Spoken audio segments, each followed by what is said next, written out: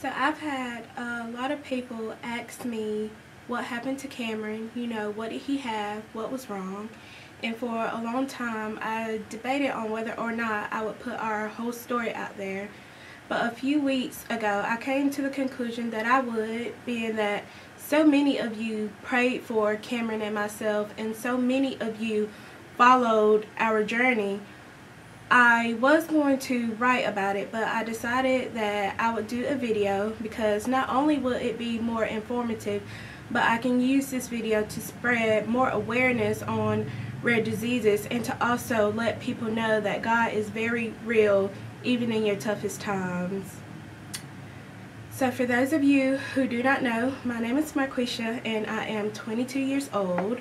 I got pregnant with my first child, Cameron, in March of 2017, and I won't go into every single detail, so I'll just fast forward to the day where doctors found out there was a problem.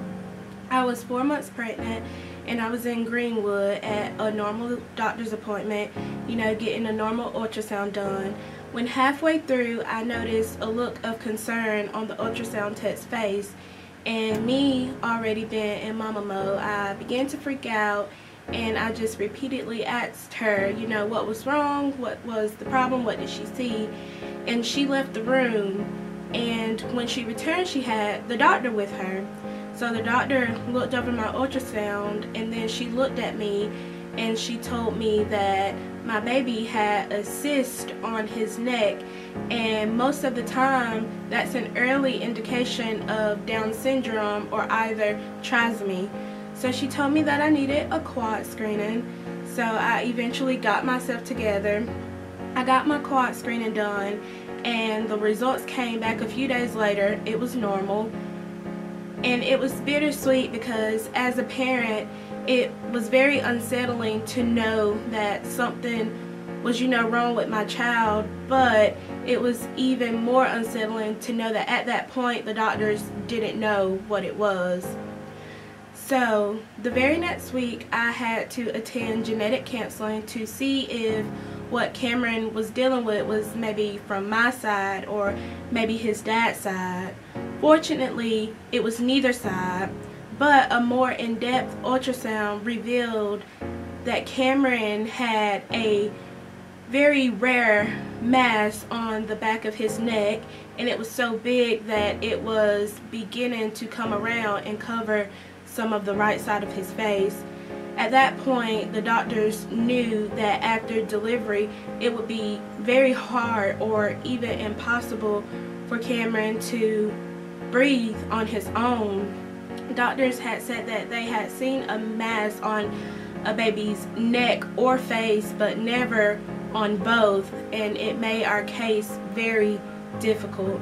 And Greenwood quickly realized that our case was just too special for them to handle, so they sent me to Greenville. Worried, full of anxiety, very stressed, I kept going, and I had my first appointment in Greenville with Greenville Fetal Medicine in August. I had a countless number of MRIs done there and more doctor's appointments than I can even remember.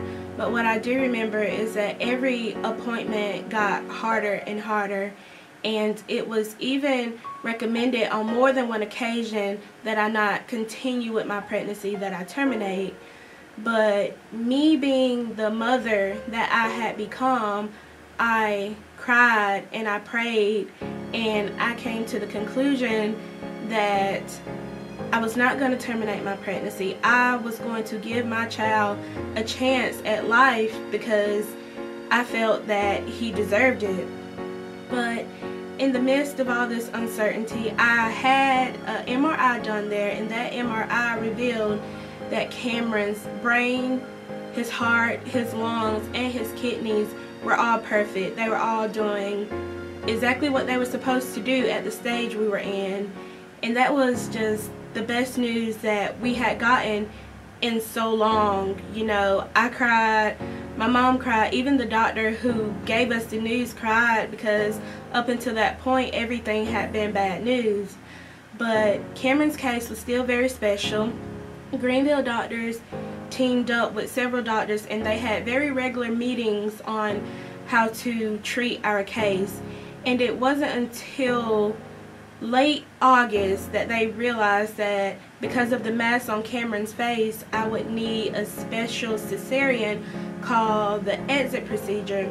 And what that is you get a normal cut just like any other woman would during a C-section, but when they pull your baby out, instead of going ahead and clipping the umbilical cord, they leave the baby attached to its mother so that the mother can continue to breathe and work for the baby while doctors get breathing tubes down the baby's throat.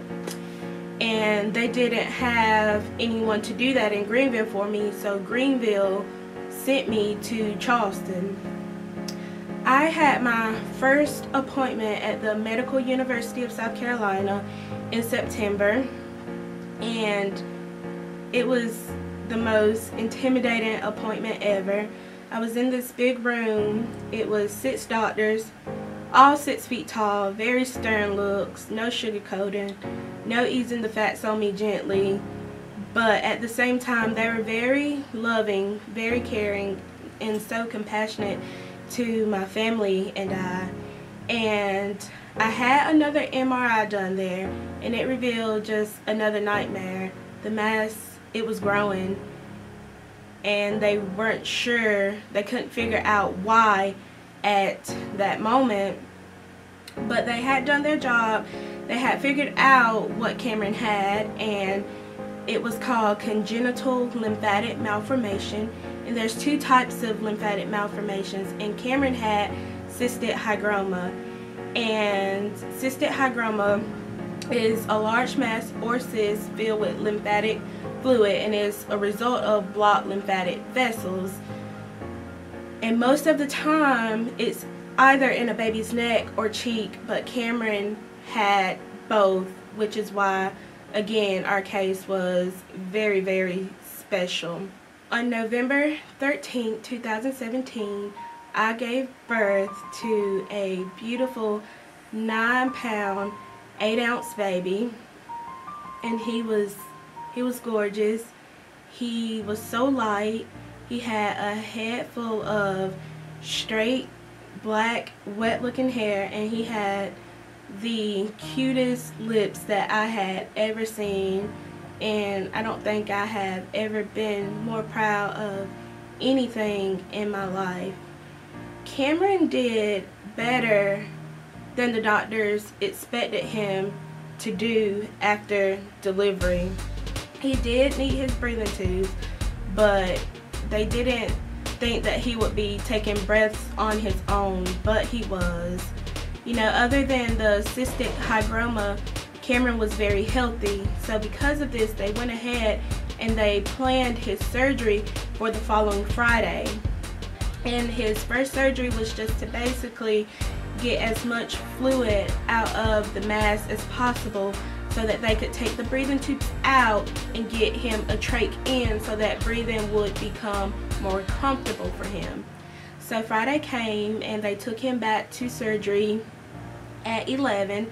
And I was a nervous wreck all day. He didn't get out of surgery until a little after 4, and the doctor rushed to me with a smile on his face, and he told me that Cameron had tolerated everything well. So I went to his bedside to see him, and he wasn't very responsive because he was on a very high dosage of morphine so that he wouldn't be in pain. So I stayed with him for a while, and then I went home. I came back to Lawrence because I figured the less traffic, you know, in and out of his room, the less germs, the better. So I left him so that he could recover in peace. Our biggest fear and the biggest risk at that point was the risk of infection, and I wanted to just try to do my best to make sure that didn't happen.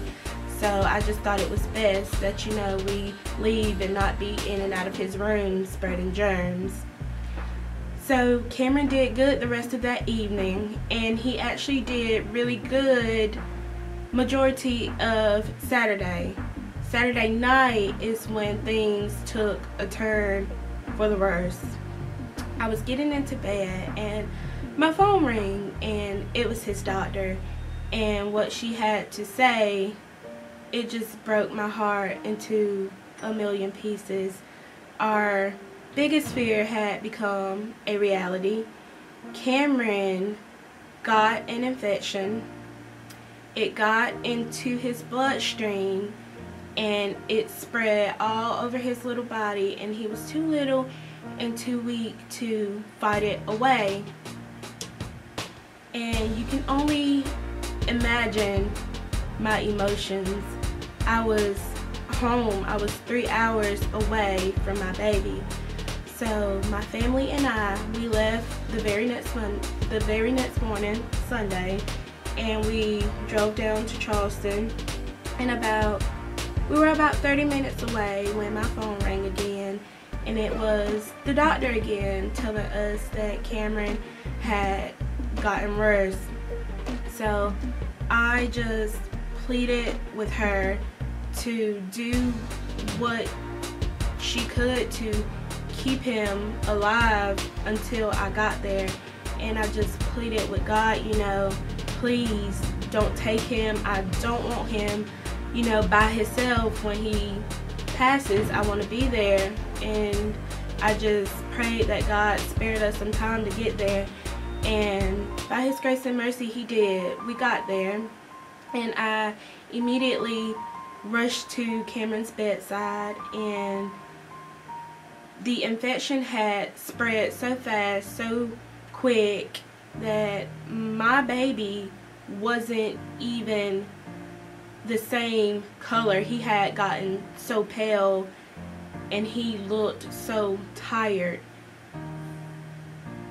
The doctors had a meeting with us to just review everything to make sure we knew what was happening. And my last request was that I get to hold him, because at this point I had not held him before because of all of the IVs that he was constantly, you know, hooked up to. So we went back to his bedside, and, you know, watching them unhook Cameron's life support machine was the hardest thing, you know, that I've ever had to watch, because you know that that's the machine that's keeping your baby alive, and they're unhooking it. So they got a pillow, and they put Cameron on the pillow, and they put him in my arms, and it was the most bittersweet moment ever. Like I said, that was my first time holding my baby, so it was pretty sweet, but bitter because of the situation. Bitter because of the reason that I was holding him. So I held him for a little while, and he had a small little struggle to, you know, breathe. I just hugged on him, and I just kissed on him, and I just rubbed his belly, and I just told him that I loved him. I let him know that everybody had been praying for him, and I let him know that he was very cared for and very loved. And I let him know that he had been, you know, so strong, and I let him know that he had been so brave. And I told him that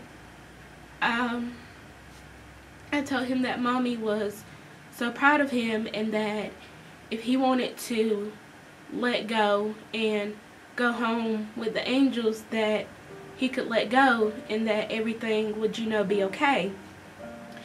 Not even 2 minutes later, at 5:54 p.m. on November 19th, he took his last breath in my arms, and he went on to be with the angels. I went numb. That's the best way that I can describe it, is numb. I couldn't believe that the baby that I carried for 9 months, the baby that I got to bond with for 9 months, the baby that I had grown so much to love and care for, was not gonna get in his brown and red polka dotted car seat with the panda bear straps. He wasn't gonna get in that car seat and come home with me. I remember one of my first thoughts being, I don't get to, experience being a mom, but I quickly realized that I was wrong. The moment that you find out that you are pregnant, you become a mom.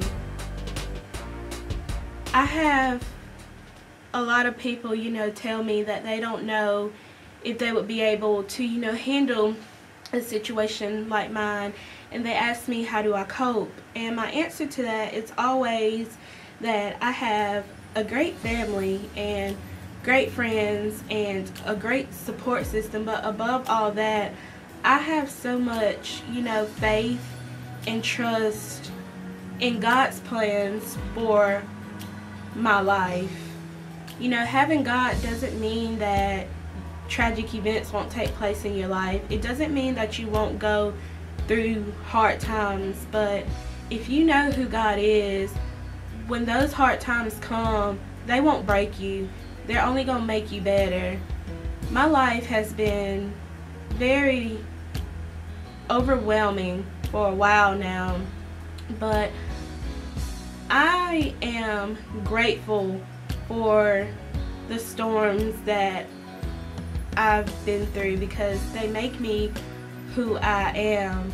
To anybody who's grieving, whether it be the loss of a child, a parent, a sibling, a spouse, a friend, anybody that you love, my advice to you would be to continuously pray and keep going. And I know that I just made that sound so simple, even though I know firsthand that it's not. But honestly, that's the only way. God is a healer. It is what He does. He heals. So you have to give yourself permission to just heal from everything that has hurt you, and ask God to give you strength to, move on from that. The very storm that Satan sent to break you will be the very storm that God uses to make you. Cameron isn't physically here, but through him and through God, I am changing for the better. I'm becoming the person, the woman that I probably should have been so long ago. Romans chapter 8 verse 18 says, the pain that you've been feeling cannot compare to the joy that is coming. And that specific scripture just gives me so much peace with this situation, because I know that God has a plan. He has a purpose for my pain, and I just have to keep going. Like I said, Cameron isn't physically here anymore, but I get so much joy and so much peace knowing that I now have a personal angel forever, and that if I keep living my life right and going down the right road, God promises that we will see each other again. To everyone who called me, to everyone who texted me, to everyone who sent me Facebook messages, to everyone who gave me money, who donated and bought things for Cameron, to the people who live here in Lawrence but had family in Charleston and you guys sent your family to check on me, to my amazing boss and his amazing wife, and everyone else who pitched in to help pay for Cameron's memorial service, to those of you who drove 3 hours to come visit me, I just want to say thank you very much. You guys are very loved, and you will never know how much your acts of kindness means to my family and myself. We do not take it lightly or for granted, and we are very, very grateful for each and every one of you. And for more information on rare diseases or to donate to research, just visit rarediseases.org.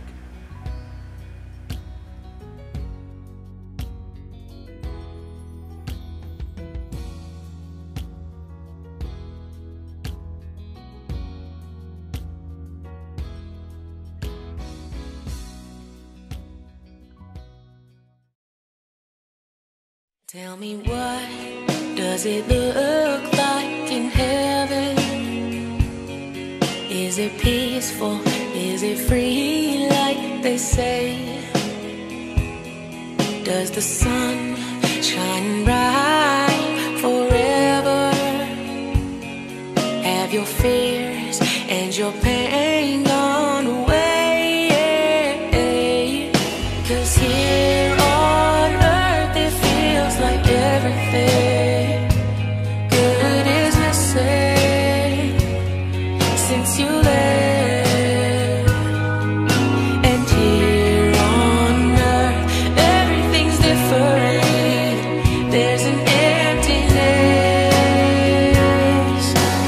Oh, I hope you're dancing in the sky, and I hope you're singing in the angels' choir, and I hope the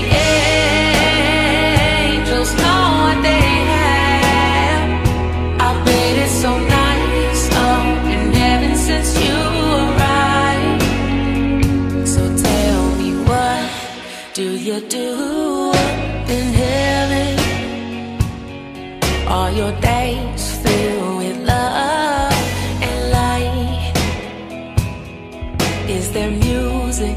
Is there art and invention? Tell me, are you happy?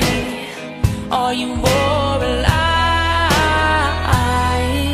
'Cause here on earth it feels like everything good is missing since you left. And here on earth everything's different. There's an emptiness. Oh, I hope you're dancing in the sky, and I hope you're singing in the angels' choir, and I hope the angels know what they have. I bet it's so nice up in heaven since you arrived. Since you arrived.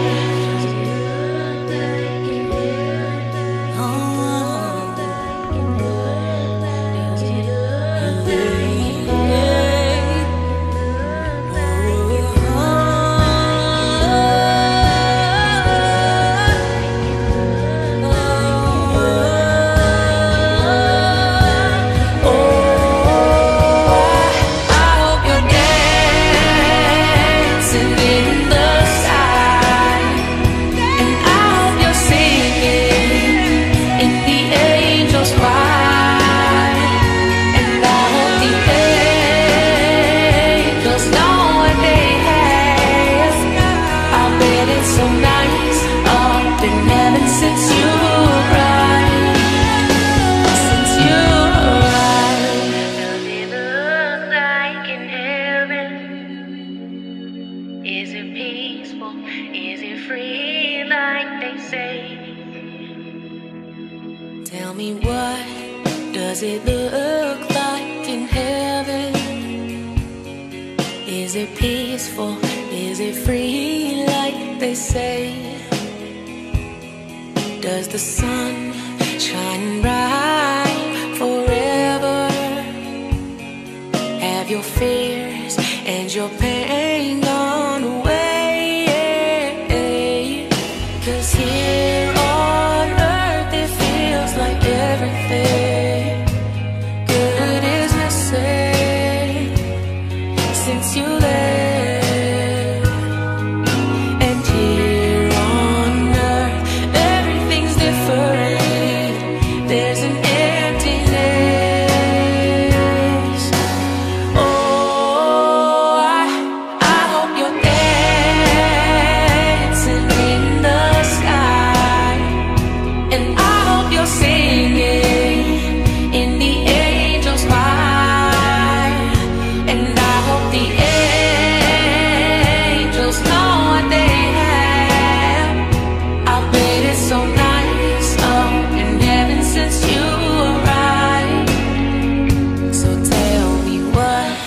do you do up in heaven? Are your days filled with love and light? Is there music? Is there art?